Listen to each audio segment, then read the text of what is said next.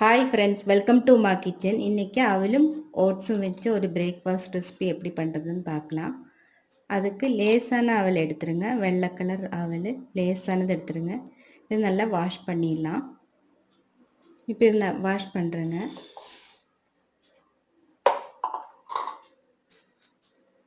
ஒரு தடவை நல்லா அலசிட்டு ஒரு 10 நிமிஷம் அப்படியே மூடி வச்சுக்கலாம். அது நல்லா ஊறிடும். இந்த தண்ணியை நான் வடிச்சிட்டு எடுத்துகிட்டு வரேங்க. இப்போ தண்ணி நல்லா வடிச்சிட்டுங்க. இது ஊறட்டும், 10 நிமிஷம் மூடி வச்சுக்கலாம். இப்போ ஒரு கடாய் வச்சுருக்குறேங்க. கடாய் சூடாயிடுச்சு. இதில் இந்த ஓட்ஸு ட்ரை ரோஸ்ட் பண்ணிடலாம். அரை கப் எடுத்துருக்கேங்க. அதை லைட்டாக கலர் சேஞ்ச் ஆகிற வரைக்கும் நல்லா ட்ரை ரோஸ்ட் பண்ணிவிட்டு பவுடர் பண்ணிடலாம்.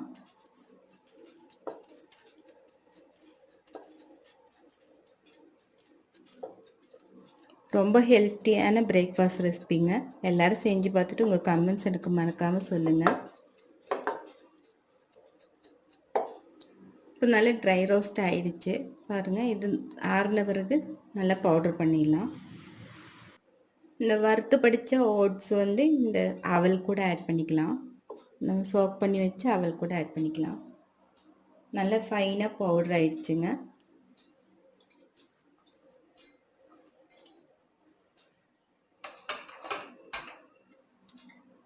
இது கூட 1/4 கப் அளவுக்கு தயிர் ஆட் பண்ணுறேங்க.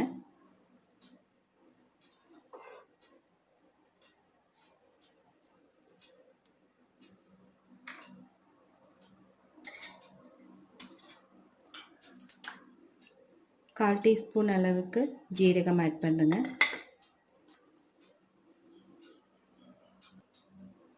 கால் டீஸ்பூன் அளவுக்கு பெருங்காயம் ஆட் பண்ணுறேங்க. கால் டீஸ்பூன் அளவுக்கு மஞ்சள்தூள் ஆட் பண்ணுறேங்க. அரை டீஸ்பூன் அளவுக்கு மிளகாத்தூள் ஆட் பண்ணுறேங்க. அரை டீஸ்பூன் சால்ட் ஆட் பண்ணுறேங்க. கால் டீஸ்பூன் பெப்பர் தூள், கால் டீஸ்பூன் அளவுக்கு சில்லி ஃப்ளேக்ஸ் ஆட் பண்ணுறேங்க. ஒரு உருளைக்கிழங்கு துருவி வச்சுருந்தேங்க, அதை ஆட் பண்ணிக்கலாம். அரை கப் அளவுக்கு வந்திருக்கு. இதுக்கு பதிலாக நீங்கள் காய் கூட ஆட் பண்ணிக்கலாம். கேரட்டு, பீன்ஸு, கேப்சிகம் எது வேணாலும் ஆட் பண்ணிக்கலாம். கொஞ்சமாக மல்லித்தலை ஆட் பண்ணுறேங்க.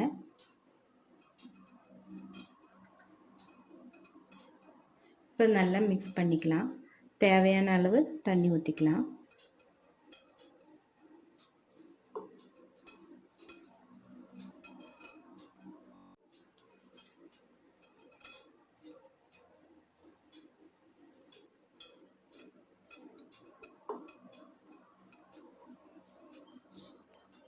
இந்த ஸ்டீமரில் தான் நான் வேக வைக்க போகிறேன். நீங்கள் கடாயில் தண்ணி ஊற்றி அந்த மாதிரி கூட வேக வைக்கலாம். இப்போ இதில் தண்ணி பத்தாது, அதனால் கொஞ்சமாக தண்ணி ஊற்றிடலாம்.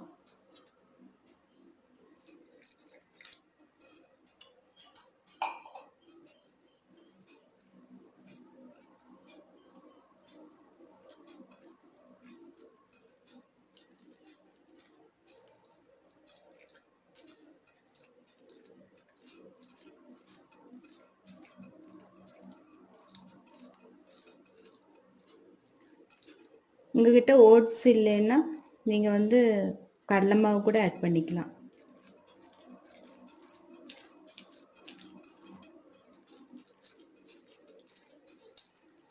மசாலா டேஸ்ட்டு பிடிக்குன்னா கொஞ்சம் கரம் மசாலா தூள் ஆட் பண்ணிக்கோங்க. இப்போ தண்ணி பத்தாது, கொஞ்சம் கூட ஆட் பண்ணிக்கலாம். நல்லா மிக்ஸ் பண்ணிடலாம். இன்னொரு 1/4 டம்ளர் கூட தண்ணி ஊற்றிக்கலாம். இப்போ நல்லா கிளறியாச்சுங்க. இந்த மாதிரி கன்சிஸ்டன்சி போதும். இதில் சோடா, உப்பு, பேக்கிங் சோடா எதுவும் போட வேண்டாம், இப்படியே போதுங்க.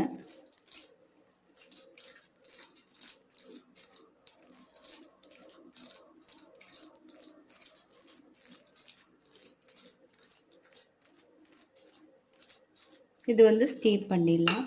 அதுக்கு நான் இங்கே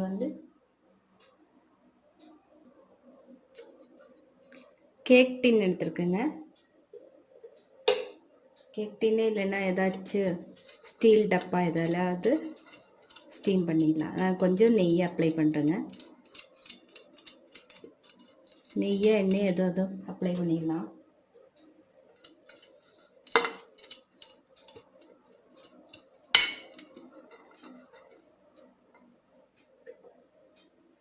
இப்போ இதில் இதை ஆட் பண்ணிக்கலாம்.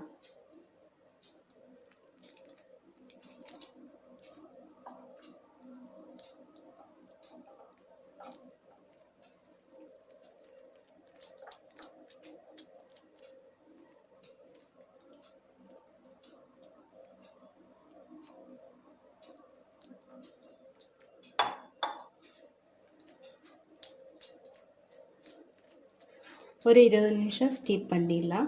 நல்லா வெந்துடும்.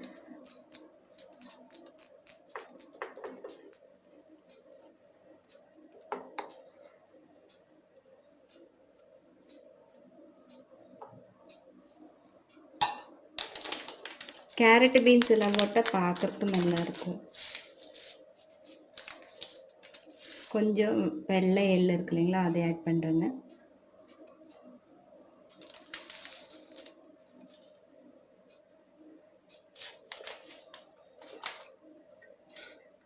கொஞ்சமாக மல்லித்தலை மேலால் ஆட் பண்ணுறேங்க. இந்த ஸ்டீம் ஆகட்டும். இப்போ நம்ம அடுப்பு பற்ற வச்சு ஸ்டீமர் வச்சிடலாம். இப்போ ஸ்டீமரில் தண்ணி நல்லா பாயில் ஆயிடுச்சு. நம்ம வந்து ரெடி பண்ண இந்த ரெசிபி, அதாவது அவல் அது வந்து நல்லா வேக வச்சிடலாம். 20 நிமிஷம் மூடி வச்சுக்கலாம். வெந்து ஆறின பிறகு உங்களுக்கு காமிக்கிறேங்க. இப்போ 20 நிமிஷம் ஆயிடுச்சு. வெந்துச்சா பார்க்கலாங்க.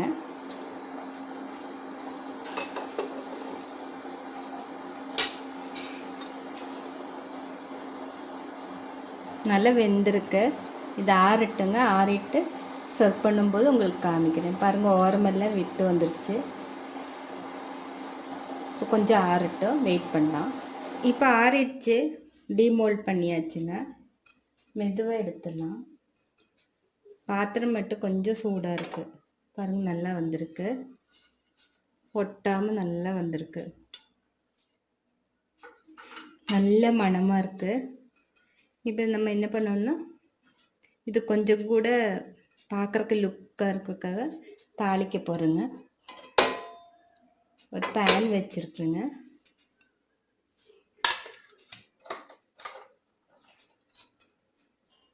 அடுப்பத்தை வச்சிடலாம்.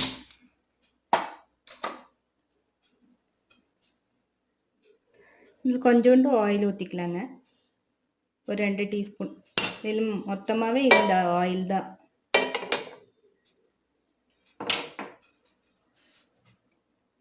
இப்போ இதில் கடுகு கொஞ்சம் ஆட் பண்ணிக்கலாம்.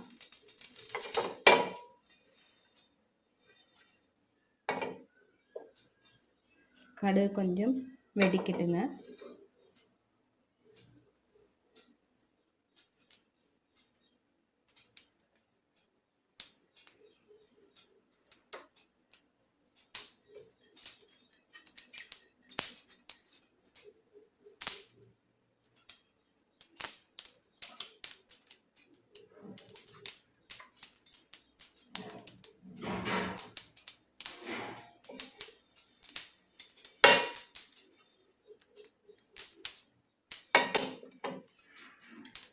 ஸோ அங்கங்கே கொஞ்சம் மல்லித்தலை ஆட் பண்ணிக்கலாம்.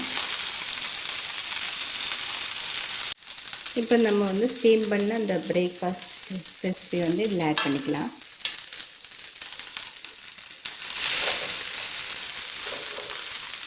ஒரு 2 நிமிஷம் வச்சு நல்லா திருப்பி விட்டுருங்க. கோல்டன் ப்ரௌன் ஆகிடும் கீழே. அப்புறம் திருப்பி விட்டுருங்க. கொஞ்சம் அடுப்பு ஸ்லிம்மில் வச்சுருங்க, இல்லைன்னா தீஞ்சிடும்.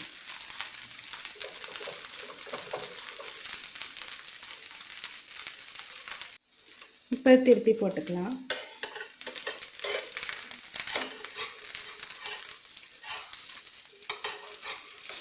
உடையாத மாதிரி மெதுவாக எடுத்துருங்க. திருப்பி போட்டாச்சுங்க. கொஞ்சம் மெதுவாக தான் திருப்ப முடியும், இல்லைன்னா இந்த மாதிரி உடஞ்சிரும்.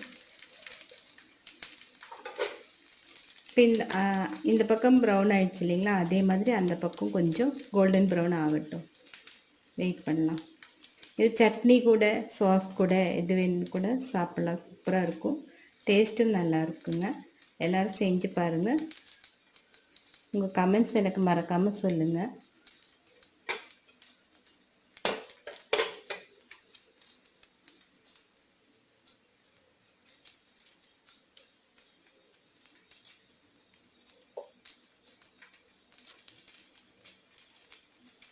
இப்போ இது ரெடி ஆயிடுச்சு. ஒரு தட்டில் ட்ரான்ஸ்ஃபர் பண்ணிக்கலாம்.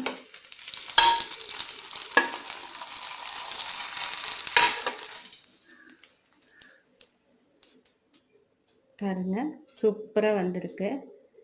இதை கட் பண்ணிட்டு சர்வ் பண்ணிட்டு காமிக்கிறேங்க.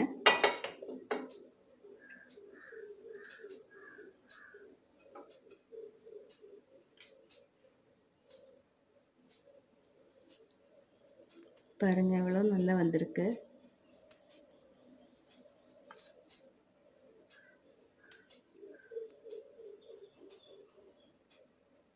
சூப்பராக இருக்குது.